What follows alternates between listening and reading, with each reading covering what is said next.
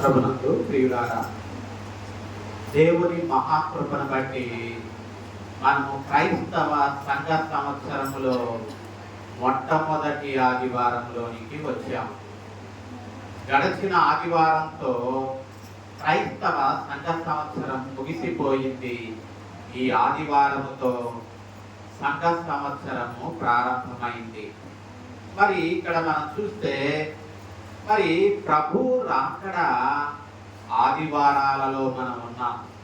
ప్రభు రాబోతున్నాడు కాబట్టి సిద్ధపడండి అని చెప్పేటటువంటి లేఖన భాగాలను మనం చూస్తాం. మరి ఈ దినము మనము పాత నిబంధన గ్రంథాన్ని మనం చదువుకున్నాం కదా. ఇర్మియా గ్రంథము 32వ అధ్యాయం ఇర్మియా గ్రంథము 32వ అధ్యాయం మనం చూస్తే అక్కడ మనం 14 నుండి 16 వచనాలు చదువుకున్నాం. ఇర్మియా పినతండ్రి కుమారుడు ఎవరు? 9వ వచనంలో మనం చూస్తాం. నా తండ్రి తోడబుట్టిన వాని కుమారుడైన హనమేలు పొలమును కొని 17 తులముల వెండి తూచి అతనికి ఇచ్చితిని. ప్రియులారా, ఇర్మియా పినతండ్రి కుమారుడు. ఆయన పేరేంటి? హనమేలు. అతని పొలాన్ని కొన్నాడు ప్రవక్త అయిన ఇర్మియా. కొని ఏం చేశాడు? 17 తులముల వెండి తూచి అతనికి ఇచ్చాడు. ఆ తరువాత ఏం చేశాడు? క్రయపత్రము మీద ముద్ర వేసి సాక్షుల సమక్షములో వెండిని, తాను ఎంత వెండిని ఇవ్వదలుచుకున్నాడు ఆ భూమికి, అంత వెండిని మరి క్రయపత్రం మీద ఏం చేశాడు? ముద్ర వేసి సాక్షుల సమక్షములో వెండిని తూచి హనమేలుకి ఇచ్చాడు. ఇప్పుడు ఏం చేశాడంటే ముద్రగల క్రయపత్రాన్ని, ముద్రలేని క్రయపత్రాన్ని 11వ వచనంలో మనం చూస్తాం. ముద్ర కలిగినటువంటి క్రయపత్రాన్ని, ముద్రలేని క్రయపత్రాన్ని అందరి సమక్షములో బారాకునకు ఇచ్చి వాటిని ఎక్కడ భద్రపరచమని చెప్పాడు? మరి 14వ వచనంలో ఆ పత్రాన్ని, ముద్ర కలిగిన ఆ పత్రాన్ని, ముద్రలేని ఆ క్రయపత్రాన్ని అందరి సమక్షంలో ఎవరికి ఇచ్చాడు? బారాకునకు ఇచ్చి ఆ క్రయపత్రాన్ని ఎక్కడ దాచిపెట్టమన్నాడు? ఆ మట్టి కుండలో భద్రపరచమని ఆజ్ఞాపించాడు. మరి బారాకునకు ఆ క్రయపత్రాన్ని అప్పగించి ఇప్పుడు ఇర్మియా ఏం చేస్తున్నాడు? దేవుని సన్నిధిలో ప్రార్థిస్తూ దేవునిని స్తుతిస్తూ ఉన్నాడు. మనం ఆ విషయాన్ని మరి 16, 17 వచనాలలో చూస్తాం. ఇక్కడ మరి ఇర్మియా ఆ క్రయపత్రాన్ని బారాకునకిచ్చి మట్టి కొండలో దానిని దాచిపెట్టమని చెప్పి ఇప్పుడు ఇర్మియా దేవుని సన్నిధిలో ప్రార్థన చేస్తూ దేవునిని ఏం చేస్తున్నాడు? స్తుతిస్తూ ఏమంటున్నాడు? దేవునికి అసాధ్యమైనది ఏది లేదు అని చెప్తూ ఉన్నాడు. 17వ వచనం చివరిలో ఆ మాట కనపడుతుంది. నీకు అసాధ్యమైనది ఏది లేదు అని చెప్తూ ఉన్నాడు. ఇంకా మనం చూస్తే 18వ వచనంలో ఏమంటున్నాడంటే దేవుడు వేవేల తరాలకు కృప చూపేవాడు, తండ్రుల యొక్క దోషాన్ని పిల్లల ఒడిలో వేసేటటువంటి వాడు అంటూ ఉన్నాడు 18వ వచనంలో. ఆ తరువాత 19వ వచనంలో దేవుడు ఎవరి క్రియల ఫలాన్ని వారికి ఇవ్వడానికి నరపుత్రుల యొక్క మార్గాలను ఆయన ఏం చేస్తాడట? ఆయన చూచేవాడు. దేవుడు ఎవరి క్రియల ఫలాన్ని వారికి ఇవ్వడానికి నరపుత్రుల యొక్క మార్గాలను ఆయన చూచేవాడు అని 19వ వచనంలో మనం చూస్తాం. ఆ తరువాత మనం చూస్తే 21వ వచనంలో మహత్కార్యాలు చేసి ఐగుప్తులో నుండి ఇశ్రాయేలీయులను దేవుడు ఏం చేశాడు? విడిపించి వారిని ఎక్కడికి తీసుకువెళ్ళాడు? పాలు తేనెలు ప్రవహించే కనాను దేశాన్ని దేవుడు వారికి ఇచ్చాడు అని చెప్పి ఇర్మియా ప్రవక్త దేవునిని స్తుతిస్తూ ఉన్నాడు. మరి 23వ వచనంలో చూస్తే అటువంటి శ్రేష్టమైనటువంటి దేశములోనికి వారిని దేవుడు నడిపించాడు. బానిస బ్రతుకు నుండి వారిని దేవుడు నడిపించాడు. శ్రేష్టమైన నాటనటువంటి తోటలను, కట్టనటువంటి ఇండ్లను, త్రవ్వనటువంటి బావులను దేవుడు వారికి ఇచ్చాడు. అప్పుడు వారు దేవుని మాట వినాలి కదా. కానీ వారు 23వ వచనంలో వారు మాట వినకపోవడం వలన ఈ కీడంతా వారి మీదకి వచ్చింది అని చెప్పి ఇర్మియా గ్రంథం 23వ వచనంలో 32-23లో అంటున్నాడు. అందుకే వారు దేవుని మాట వినకపోవడం వలననే కదా మరి యెరూషలేము పట్టణము మరి ఎవరికి అప్పగిస్తానని దేవుడు చెప్తూ ఉన్నాడు. 24వ వచనంలో వారు దేవుని మాట వినకపోవడాన్ని బట్టి యెరూషలేము పట్టణాన్ని కల్దీయులకు దేవుడు అప్పగిస్తానని దేవుడు ఆజ్ఞాపిస్తూ ఉన్నాడు. కాబట్టి ప్రియులారా, దేవుడు వారిని మరి బానిస సంఖ్యల నుండి విడిపించి నెమ్మది గల జీవితాన్ని ఇచ్చాడు. శ్రేష్టమైన దేశాన్ని వారికి ఇచ్చాడు. శ్రేష్టమైన జీవితాన్ని దేవుడు వారికి ఇచ్చాడు. కాబట్టి దేవుడు చేసినటువంటి మహోపకార్యాలను వారు తలంచుకుంటూ దేవుని స్తుతించవలసిన వారు దేవునిని మరిచిపోయారు. దేవుని యొక్క మాటలను పెడచెవిని పెట్టారు. కాబట్టి దేవుడు ఈ పట్టణాన్ని కల్దీయుల చేతికి అప్పగిస్తానని దేవుడు వారిని హెచ్చరించాడు. కాబట్టి ప్రియులారా, దేవుని మాట వినాలి, దేవునికి లోబడాలి. దేవుడు ఒకప్పుడు మనము బహు ఇరుకులో ఉన్నటువంటి మనలను, బహు దయనీయమైన స్థితిలో ఉన్న మనలను దేవుడు ఆ స్థితి నుండి విడిపించి కట్టుకోవడానికి వస్త్రాన్ని, తినడానికి ఆహారాన్ని, మరి ఉండడానికి నీడనిచ్చాడు కదా. దేవుడు ఏది అడిగితే అది తాను మనం అడిగిన వాటన్నిటికంటే, ఊహించిన వాటన్నిటికంటే శ్రేష్టమైన వాటిని దేవుడు ఇచ్చినప్పుడు ఆయన మాట వినాలి కదా, ఆయనకు లోబడాలి కదా. ఒకవేళ ఆయన మాట వినకుండా, ఆయనకు లోబడకుండా మనం ఉన్నట్లయితే దేవుడు ఇశ్రాయేలీయులను కల్దీయులకు అప్పగించినట్లు దేవుడు కూడా శ్రమలకు మనలను అప్పగిస్తాడేమో సుమా. కాబట్టి జాగ్రత్తగా ఆయన మాటలు విని వాటి చొప్పున నడుచుకోవాలి అని చెప్పి మరి పాత నిబంధన పాఠము మనలను హెచ్చరిస్తూ ఉంది. ఆ తరువాత మనము పత్రికా పాఠములోనికి వెళుతున్నాం. ఒకసారి తెస్సలోనికయులకు రాసినటువంటి పత్రిక, పౌలు తెస్సలోనికయులకు రాసినటువంటి పత్రికలోనికి మనం వెళుతున్నాం. ఈ తెస్సలోనికయులకు రాసిన పత్రికలో 3వ అధ్యాయము 9 నుండి 13 వచనాలు మనం ఈ దినం చదువుకున్నాం కదా. ఇక్కడ మనం చూస్తే ప్రియులారా, పౌలు తెస్సలోనికయులను, ఈ తెస్సలోనిక సంఘం శ్రమలలో గుండా వెళుతూ ఉంది. తెస్సలోనిక సంఘం దేనిలో గుండా వెళుతుంది? శ్రమల గుండా వెళుతూ ఉంది. మరి ఆ రీతిగా శ్రమల గుండా వెళుతూ ఉన్నటువంటి ఈ సంఘాన్ని ధైర్యపరచటానికి, ఈ సంఘాన్ని ప్రభువులో స్థిరపరచటానికి, ఈ సంఘాన్ని దేవుడు హెచ్చరించడానికి పౌలు ఎవరిని పంపించాడు? ఈ సంఘానికి తిమోతిని పంపించాడు. ఎందుకు పంపించాడు? యవనుడైనటువంటి తిమోతిని పౌలు ఈ తెస్సలోనిక సంఘానికి ఎందుకు పంపించారంటే, వారు శ్రమలలో జారిపోతారేమో, శ్రమలలో వారు దేవునిని విడిచిపెడతారేమో అన్న ఉద్దేశముతో ఈ తెస్సలోనిక సంఘానికి శ్రమలలో వారిని ధైర్యపరచడానికి, ప్రభువులో వారిని స్థిరపరచడానికి ఇదిగో ప్రభు రాకడ సమీపంగా ఉంది, మీరు మీకు కలిగి ఉన్న విశ్వాసాన్ని గట్టిగా అంతం వరకు పట్టుకోండి అని హెచ్చరించడానికి పౌలు యవనుడైనటువంటి తిమోతిని ఎక్కడికి పంపించాడు? ఈ తెస్సలోనిక సంఘానికి పంపించాడు. తిమోతి తెస్సలోనిక సంఘానికి వెళ్ళాడు.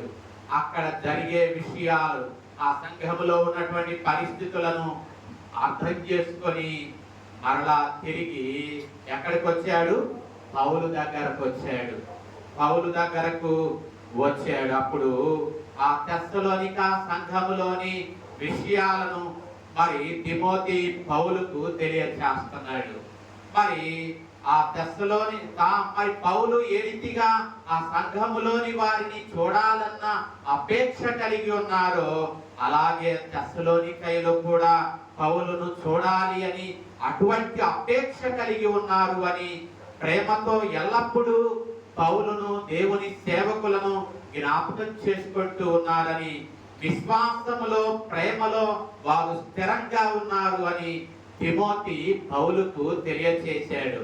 అది తెలుసుకొని పౌలు ఆనందముతో దేవునిని స్తుతిస్తూ ఉన్నాడు.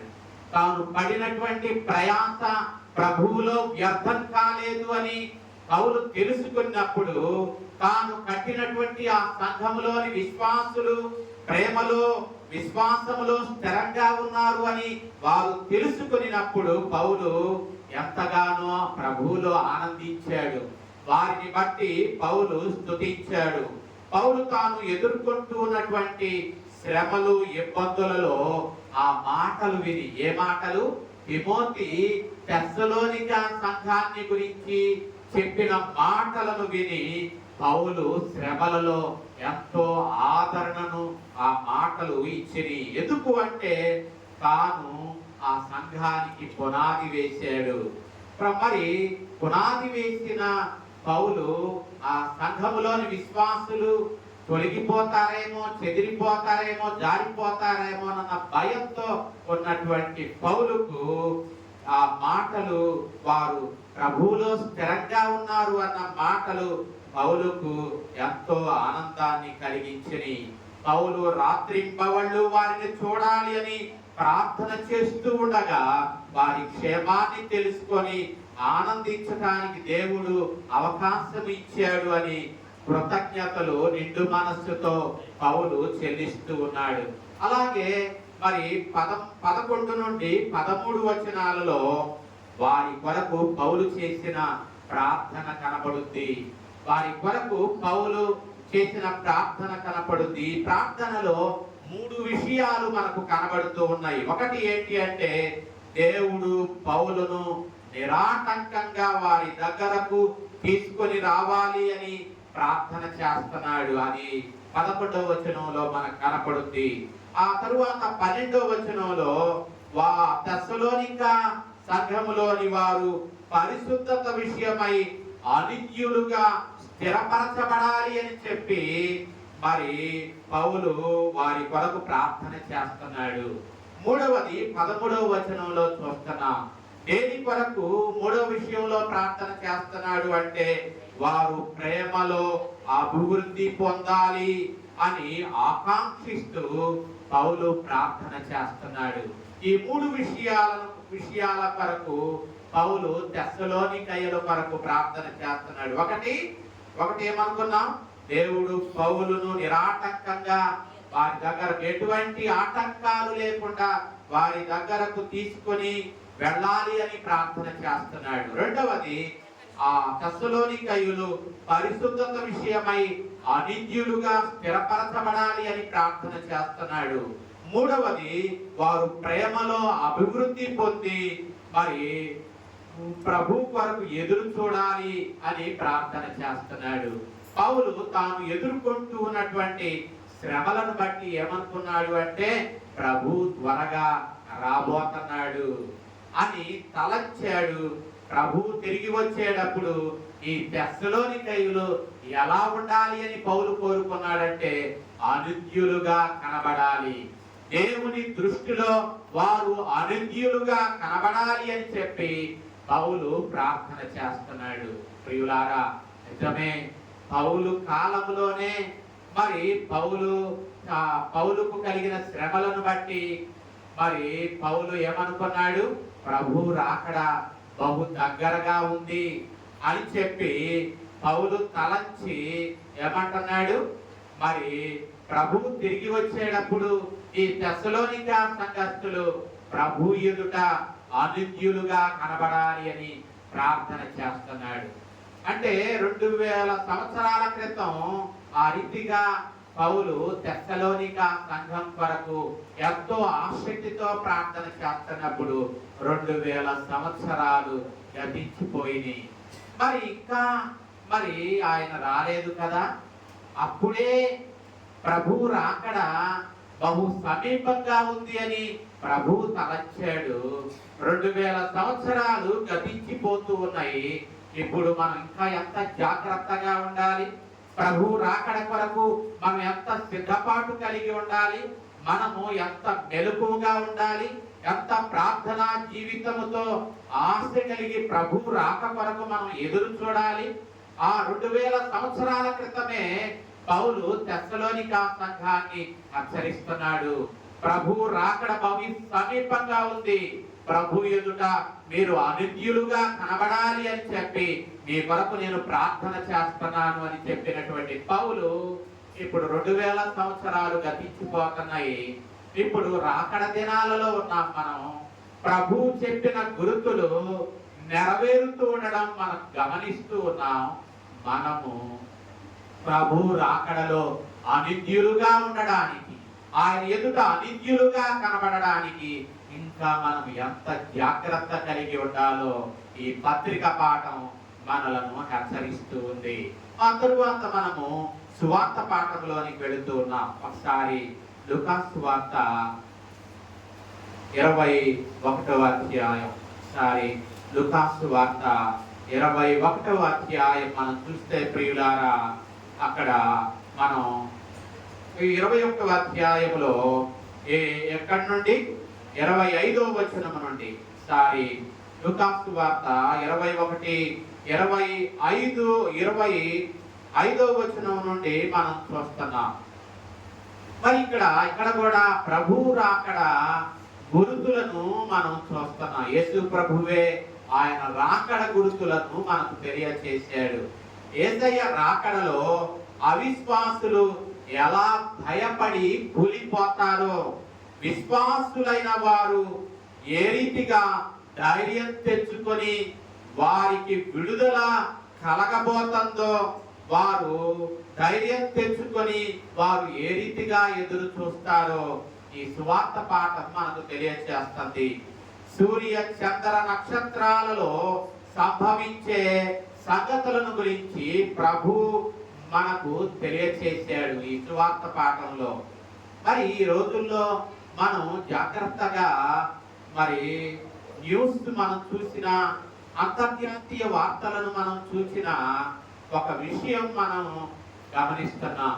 ఖగోళాన్ని ఎరిగినటువంటి శాస్త్రవేత్తలు ఖగోళంలో జరుగుతూ ఉన్నటువంటి మార్పులు మరి బహు త్వరగా ఖగోళములో, సూర్యునిలో, చంద్రునిలో, నక్షత్రాదులలో బహు పెను మార్పులు కలుగుతూ ఉన్నాయని వాళ్ళు తెలుసుకుంటూ ఉన్నారు. ఆ విషయాలను ప్రజలకు తెలియచేస్తున్నారు. ఆ రీతిగా ఖగోళములో అంటే మరి ఖగోళములో సూర్య చంద్ర నక్షత్రాదులు ఉన్నాయి కదా.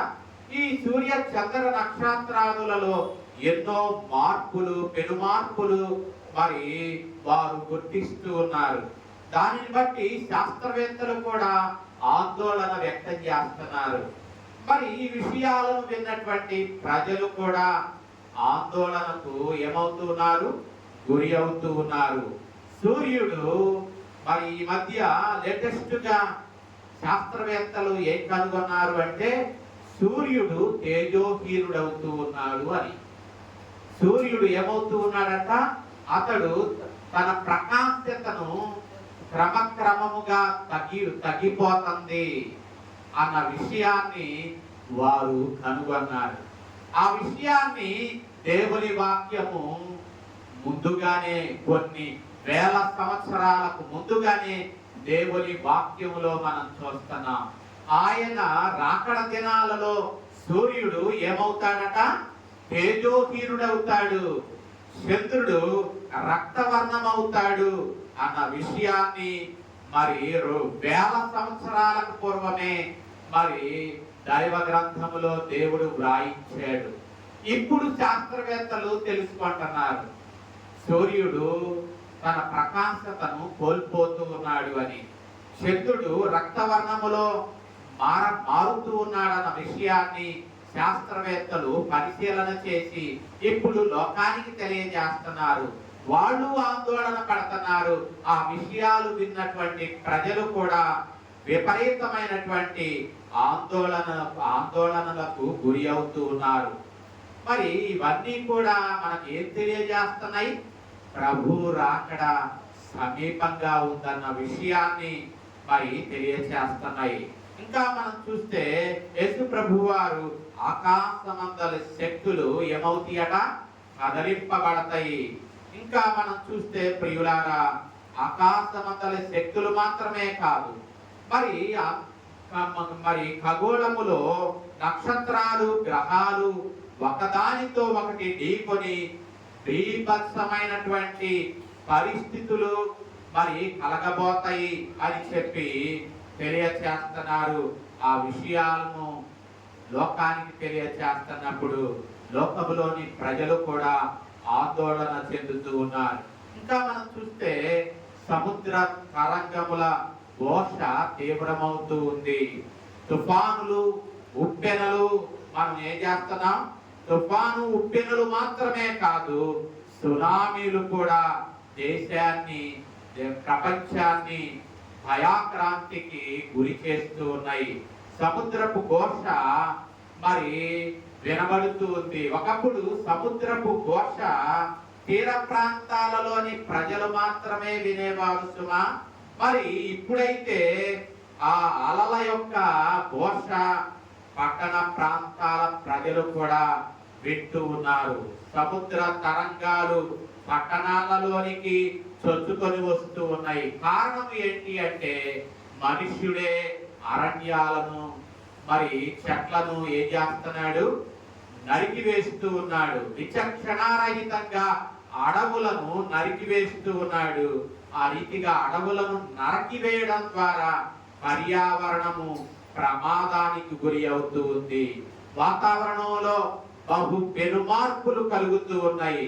వీటన్నింటిని బట్టి మనుషులు ధైర్యము చెడి భయాందోళనలో గురి అయ్యే దినాలు ప్రస్తుతం మనం చూస్తూ ఉన్నాం. వీటన్నింటిని బట్టి ప్రభు రాకడ సమీపంగా ఉంది అని చెప్పి గుర్తెరగాలి. దేవుని రాజ్యము సమీపమాయనని ఆయన యందు విశ్వాసం ఉంచిన వారు ధైర్యము కలిగి వారు ప్రభు రాకడ కొరకు ఎదురు చూడాలి. కానీ ప్రభు రాకడ అవిశ్వాసులకు వారికి భయాన్ని గొలిపేటటువంటి దినమైతే, విశ్వాసులైన వారికి ప్రభు రాకడ అది ఏం కలుగజేస్తుంది? ధైర్యాన్ని కలుగజేస్తుంది. కాబట్టి వారి విడుదల సమీపమైందన్న విషయాన్ని తెలియచేస్తూ ఉంది. వీటన్నింటిని బట్టి మనం దేవునిని స్తుతించాలి, దేవునిని మహిమపరచాలి. మరి ఆయన రెండవ రాకడ సూచన మనం చూస్తున్నాం కదా. అంజూరపు చెట్టు ఇక్కడ లూకాసు వార్తలో మనం చూస్తే 29వ అధ్యాయంలో అక్కడ అంజూరపు వృక్షమును సమస్త వృక్షములను చూడండి, అవి చిగురించుట చూచి వసంతకాలం ఇప్పుడే సమీపమాయనని మీ అంతటా మీరు ఏమవుతారు? తెలుసుకుంటూ ఉన్నారు. కాబట్టి చెట్లు చిగుర్చేది ఏ కాలం? వసంతకాలం. మరి చెట్లు చిగురిస్తూ ఉన్నప్పుడు మనుష్యుడు ఏమి అర్థం చేసుకుంటున్నాడు? ఏమండి? రాక్ష ఉసిరికాయ. కొన్ని కాయలు ఏ కాలంలో వస్తాయి? ఉసిరికాయలు ఎండాకాలంలో కాస్తాయా? మరి ఏ కాలంలో కాస్తాయి? ఇప్పుడు మార్కెట్లో చూడండి, ఉసిరికాయలు మనం చూస్తున్నాం కదా. ఇప్పుడు అంటే కొన్ని కాయల సీజన్ ఉంటుంది. అలాగే చెట్లు చిగురించే కాలము వసంతకాలం. చెట్లు చిగురిస్తూ ఉన్నప్పుడు మనుషులు ఆటోమేటిక్ గా ఏ కాలం వచ్చింది అని తెలుసుకుంటారు? వసంతకాలము వచ్చింది అని తెలుసుకుంటారు. ఇంకా మనం చూస్తే ప్రియులారా, మత్తయి సువార్త 16:2లో చూస్తే ఒకసారి ఆ మాటలు చదువుకుందామా? ఒకసారి మత్తయి సువార్త 16వ అధ్యాయములో అక్కడ 2వ వచనం మనం చూస్తే, సాయంకాలమున మీరు ఆకాశము ఎర్రగా ఉన్నది కాబట్టి వర్షము కురియదని మీరు మరి తలస్తారు కదా. ఉదయమున ఆకాశము ఒకవేళ ఎర్రగాను మబ్బుగాను ఉంటే నేడు గాలివాన వచ్చునని మీరు చెప్పుదురు గదరా. మీరు ఆకాశ వైఖరిని వివేచించగలవారుగా ఉన్నప్పుడు ప్రభు రాకడ సమీపమైందని మీరు ఎరుగుకున్నారా అంటాడు అక్కడ. మరి ఇక్కడ మనం చూస్తే సాయంకాలం ఆకాశం ఎర్రగా ఉంటే వాన కురవదు అని మనకు తెలుసు కదా. లేకపోతే ఉదయమున ఆకాశం ఎర్రగా మబ్బుగా మబ్బు ఎర్రగా మనకు కనబడితే అదొక గాలివానకు సూచన అని మనం గుర్తెరుగుతాం కదా. మరి ఈ వైఖరిని మనం ఎరిగి ఉన్నప్పుడు మరి ప్రభు రాకడకు గుర్తులు ప్రభు ముందుగా చెప్పినప్పుడు మనము ఆ రాకడ గుర్తులు జరుగుతూ ఉన్నప్పుడు మనం ఏమి గుర్తెరగాలి? ప్రభు రాకడ సమీపమైంది అని గుర్తెరగాలి. ప్రభు రాకడకు సూచనలు బహు స్పష్టంగా చెప్పాడు. ఆయన సమయం చెప్పలేదు సుమా, సంవత్సరం చెప్పలా, నెల చెప్పలా, తేదీ చెప్పలా. ఎందుకు చెప్పలేదంటే ఒకవేళ ఆయన 2040 సంవత్సరం మార్చి నెల 31వ తారీఖు అన్నాడు అనుకోండి, కొంతమంది అనుకుంటారు చాలా సంవత్సరాలు ఉందిలే, నెల ముందు సిద్ధపడదాం అనుకుంటారేమో. ఒక నెల ముందు మన ఉపవాసం ఉండి కన్నీరు విడిచి హిజ్కియాలాగా మరి మనం కన్నీరు విడిస్తే దయగల దేవుడు కరిగిపోయి అప్పుడు క్షమిస్తాడు. మరి అప్పటి వరకు మన ఇష్టానుసారంగా జీవించవచ్చు అనుకుంటారేమో. కానీ ఎప్పటికప్పుడు ఏ దినానికి ఆ దినము మనం ఈ రోజే ప్రభు రాకడా అని సిద్ధపడినట్లుగా ప్రభు చెప్పల. ఆ దినం, ఆ సంవత్సరం చెప్పల, ఆ గడియ చెప్పల. ఎందుకంటే ప్రతిరోజు కూడా ప్రభువు వస్తాడు అన్నట్టుగా మనం ఏం చేయాలి? సిద్ధపడాలి. మరి ప్రభు గుర్తులు చెప్పాడు. యుద్ధాలను గురించిన సమాచారాన్ని మీరు వింటారు అన్నారు. యుద్ధాలు జరుగుతున్నాయా అండి? ఉక్రెయిన్ యుద్ధం ఎప్పుడో ప్రారంభమైంది, జరుగుతూనే ఉంది. ఇవి ఇప్పుడు ఇంకా ఏం జరుగుతున్నాయి? మరి ఇస్రాయేలీయులకు ఇంకా ఇస్మాయేలీయులకు, అరబ్ కంట్రీస్ అలాగే మరి ఇస్రాయేలీయులకు యుద్ధం జరుగుతూనే ఉంది. ఒకవేళ ఈ యుద్ధం 3వ ప్రపంచానికి దారి తీసుద్దేమోనన్న అనుమానాలు ప్రపంచ దేశాలను కలిసివేస్తూ ఉన్నాయి. కాబట్టి ఇవన్నీ ప్రపంచ దేశాలను ఆందోళన పరుస్తూ ఉన్నాయి. యుద్ధాలను గురించిన సమాచారం వినబడుతుంది. మరి పంటకు వచ్చినటువంటి పంట సిద్ధంగా ఉంది. తెనాలి ప్రాంతాలలో ఇప్పుడు పంటలు ఏమైనా చేతికి వచ్చేటటువంటి పరిస్థితి. ఈ పరిస్థితిలో వాతావరణం ఎలా ఉంటుంది? రైతులను బెంబేలు పెడుతూ ఉంది. ఎప్పుడు చిరుకు పడుద్దో అని అరచేతిలో పెట్టుకొని రైతాంగము మరి కలవరపడుతున్నారు. ఎందుకంటే మరి ప్రారంభము నుండి పంట వచ్చేంత వరకు వాడు ఎంతో పెట్టుబడి పెట్టి చాకిరీ చేసి పంట వచ్చి మరి కోయడానికి ఎదురు చూస్తూ ఉన్నప్పుడు వాతావరణం ఎలా ఉంది? బహు భయంకరముగా కనబడుతుంది. ఇవన్నీ కూడా కరువులకు సూచనలు. ఇవన్నీ కూడా ప్రభు రాకడకు సూచనలు. మరి వరదలు వస్తున్నాయి. కొన్ని చోట్ల సముద్రము పొంగి ఊర్లలో వస్తూ ఉంది. ఏమండి, కొన్ని సంవత్సరాల క్రితం ఎక్కడికి వచ్చేసింది? సముద్రం నీళ్లు, సముద్రములో ఉండవలసిన నీళ్లు పట్టణాలలోనికి రావడం చూస్తున్నాం. సముద్ర ఘోష పట్టణాలలోనికి వినబడడం మనం చూస్తున్నాం. కాబట్టి ఇవన్నీ కూడా మనం చూస్తూ ఉన్నప్పుడు, గమనిస్తూ ఉన్నప్పుడు ఏమి గుర్తు చేసుకోవాలి? ప్రభు రాకడ బహు దగ్గరగా ఉందన్న విషయాన్ని మనం జ్ఞాపకం పెట్టుకోవాలి. ఎందుకు అంటే ఆకాశము భూమి గతించును గాని ప్రభు మాటలలో ఒక పొల్లైనా సున్నైనా ఏం కాదు, తప్పిపోదు అని మనం తెలుసుకోవాలి సుమా. కాబట్టి ప్రభు దినము అకస్మాత్తుగా వస్తది. కాబట్టి గర్భిణీ స్త్రీకి ప్రసవ వేదన ఎలా వస్తుందో డాక్టర్స్ ఇస్తారు కదా. ప్రసవించే స్త్రీకి వాళ్ళు కొన్ని వారాలు లెక్కబెట్టి చూయాఛాయగా చెబుతారు, ఫలానా సమయంలో ఈమె డెలివరీ డేటు అని. వాడు చెప్పిన ఎగ్జాక్ట్ రోజుకే వచ్చిందంటారా? రాదు. బహుశా ముందుగా రావచ్చు, ఆ తర్వాత అయినా రావచ్చు. అది పగటి వేళ రావచ్చు, మధ్యాహ్నం రావచ్చు, సాయంకాలం రావచ్చు, మధ్యరాత్రి వేళ రావచ్చు. అలాగే గర్భిణీ స్త్రీకి ప్రసవ వేదన ఎలా వస్తుందో అలాగే దొంగ ఏమండి, హలో ఈ రాత్రికి వస్తానండి అని చెప్తాడండి. దొంగ గారు ఈ రాత్రికి వస్తానండి అలర్ట్ గా ఉండమని చెబుతాడా? చెప్పడు కదా. దొంగ వచ్చినట్లు వస్తది. మరి గర్భిణీ స్త్రీకి ప్రసవ వేదన వచ్చినట్లు ప్రభు రాకడ వస్తది. అందుకని ఆయన అంటున్నాడు ప్రభు దినము అకస్మాత్తుగా వస్తది. కాబట్టి ఆయన రాకడ మాత్రం సత్యం. ఆయన రాకడలో ఎటువంటి అనుమానము ఉందా? ఎంత మాత్రము ఆయన రాకడలో అనుమానము లేదు. కొందరంట ప్రభు రాకడ ఏమాయనని ఎగతాళి చేస్తున్నారట. ఒకసారి పేతురు రాసిన 2వ పత్రికలో 3వ అధ్యాయములో 3వ వచనంలో ఇదిగో ప్రభు రాబోతున్నాడు అని మీరు చెప్తూ ఉన్నారు కదా.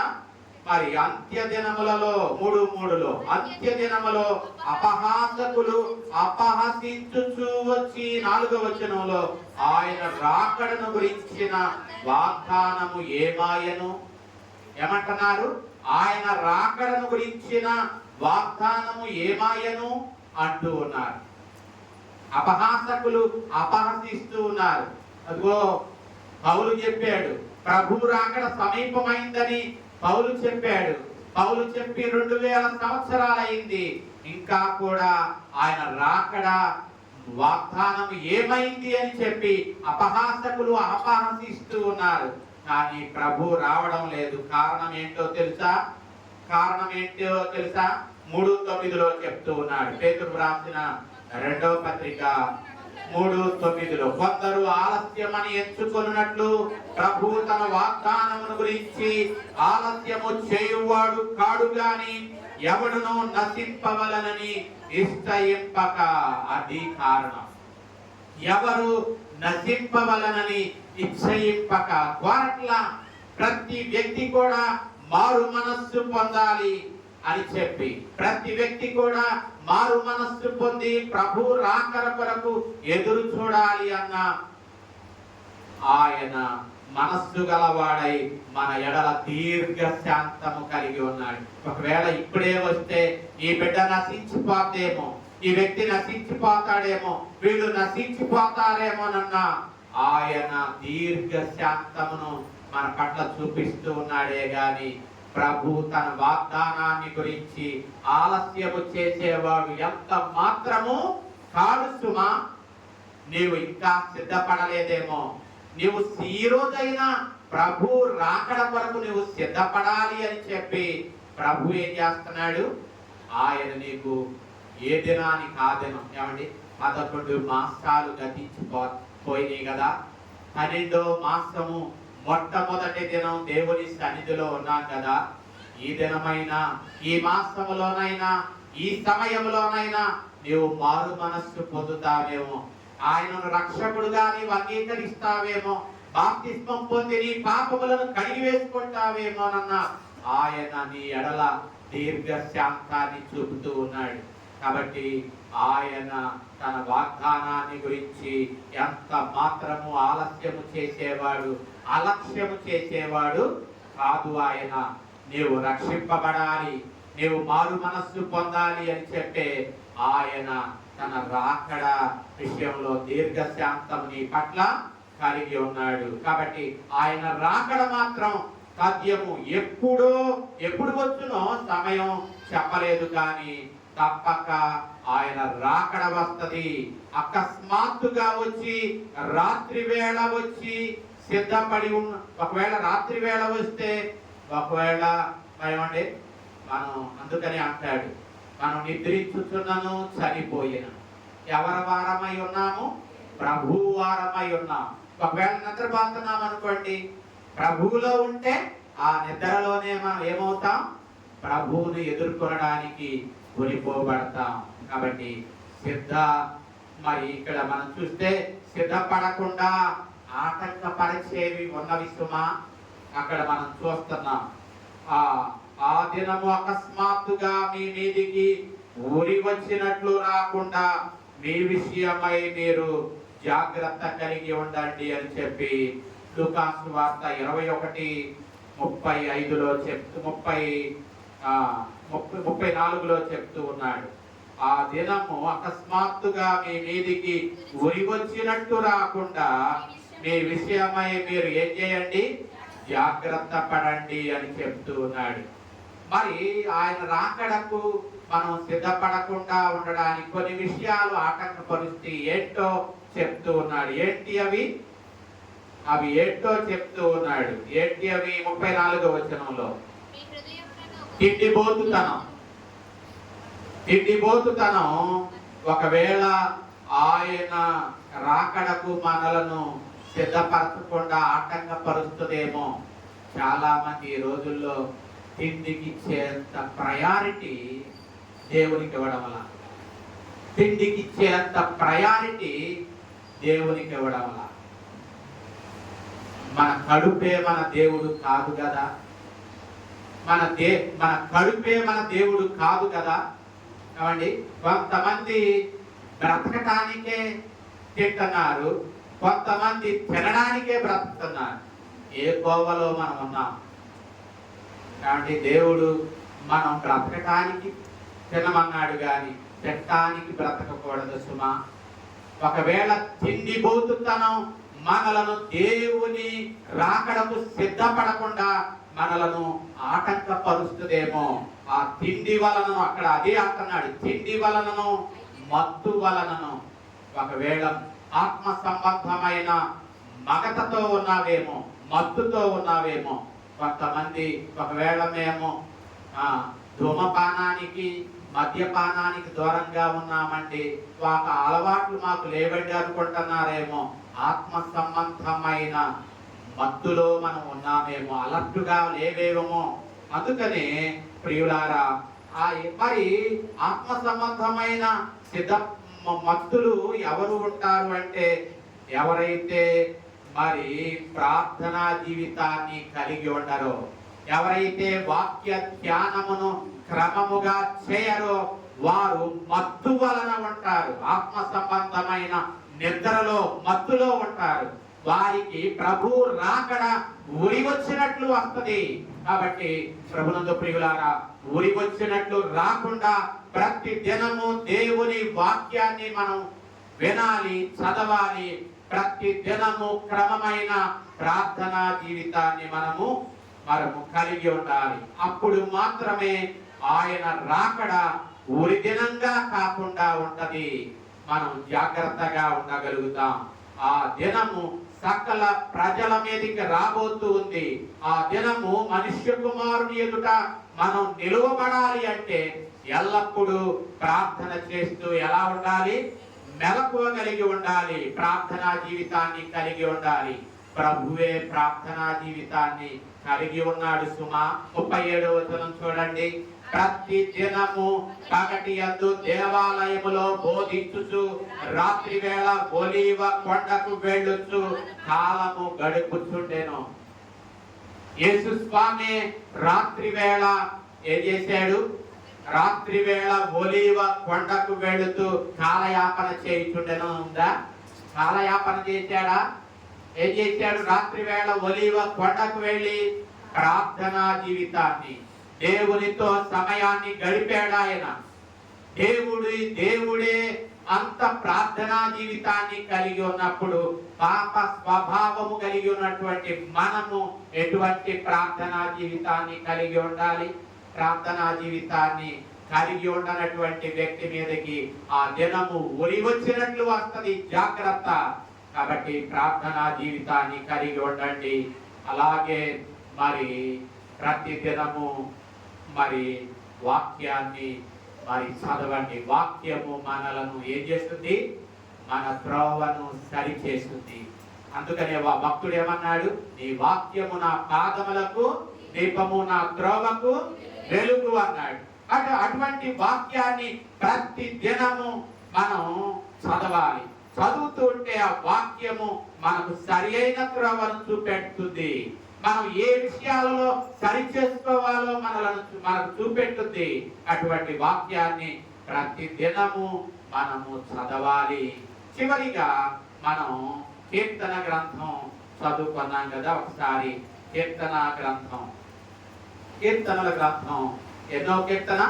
25వ కీర్తన మనం చదువుకుంటూ ఉన్నాం కదా. ఒకసారి 25వ కీర్తన. నీ కొరకు కనిపెట్టు వారిలో ఎవడు ఏం పొందడు? సిగ్గునందడు. ఏమంటే దేవుని కొరకు కనిపెట్టే ఏ వ్యక్తి కూడా ఏమవ్వడు? సిగ్గుపడడు. ఇంకా మనం చూస్తే మరి హేతువు లేకుండానే ద్రోహము చేసే వారే సిగ్గుపడతారు గాని నీ కొరకు కనిపెట్టే ఏ వ్యక్తి కూడా ఏమవ్వడు? సిగ్గుపడడు. ఇంకా ఏమని ప్రార్థన చేస్తున్నాడు దావీదు 4వ చరణంలో? యెహోవా నీ మార్గాన్ని నాకు తెలియచేయి, నీ త్రోవలను నాకు తేటపరచు అని ప్రార్థన చేస్తున్నాడు. ప్రియులారా, ఎంత చక్కని ప్రార్థన! అయ్యా నీ మార్గాన్ని నాకు తెలియచేయ్యా, నీ త్రోవలను నాకు తేటపరచయ్యా అని ప్రార్థన చేయడం ఎంత చక్కని ప్రార్థన! ప్రతిరోజు అయ్యా నీ మార్గాన్ని నాకు తెలియచేయ్యా, నీ త్రోవలను నాకు తేటపరచయ్యా అని మనం ప్రార్థన చేద్దాం. అలాగే 12వ చరణంలో యెహోవా యందు భయభక్తులు గలవాడెవడో వాడు కోరుకొనవలసిన మార్గాన్ని ఆయన వారికి ఏం చేస్తాడట? బోధిస్తాడు. మనం కోరుకోవలసింది మనం ఏం కోరుకుంటాం? మన కోరికలన్నీ మనకు హాని కలిగించేవే, మనకు మేలు కలిగించేవి కానే కాదు. మనం ఏది కోరుకోవాలో ఇక్కడ 12వ చరణంలో అంటాడు, యెహోవా యందు భయభక్తులు గలవాడెవడో వాడు కోరుకొనవలసిన మార్గమును ఆయన వానికి ఏం చేస్తాడు? బోధిస్తాడు. అయ్యా నేను ఏం కోరుకోవాలో నాకు తెలియచేయి. అనవసరమైన వాటిని కోరుకుంటున్నామేమో, నాకు తిప్పలు తెచ్చే వాటిని నేను కోరుకుంటున్నానేమో. అయ్యా అవసరమైన వాటిని, ఏది సత్యమైనదో, ఏది నిత్యమైనదో, ఏది ఘనమైనదో, ఏది ఖ్యాతి గలదో, ఏది మాన్యమైనదో దానిని మనం కోరుకోవాలి. అంతేగాని తుచ్చమైన వాటిని కాదు మనం కోరుకునేది. కాబట్టి ప్రియులారా, మనం దేవుని హృదయానుసారమైన వాటిని మనం కోరుకోవాలి. దావీదు వాటినే కోరుకున్నాడు సుమా. కాబట్టి దేవుడు దావీదుని అంటున్నాడు, దావీదు నా హృదయానుసారుడు, నేను కోరుకునేవే దావీదు కోరుకుంటాడు. కాబట్టి మనం కూడా ఈ మధ్యాహ్నపు వేళ దేవుడు ఏది ఆయన కోరిక కలిగి ఉన్నాడో వాటిని మనం కోరుకునేవారుగా ఉండడానికి కృపగల దేవుడు మనకు సహాయము చేయునుగాక. ఆమె సమస్త జ్ఞానానికి మించిన దేవుని సమాధానము యేసుక్రీస్తు వలన మన హృదయములకును తలపులకును కావలి ఉండి నడిపించునుగాక. ఆమె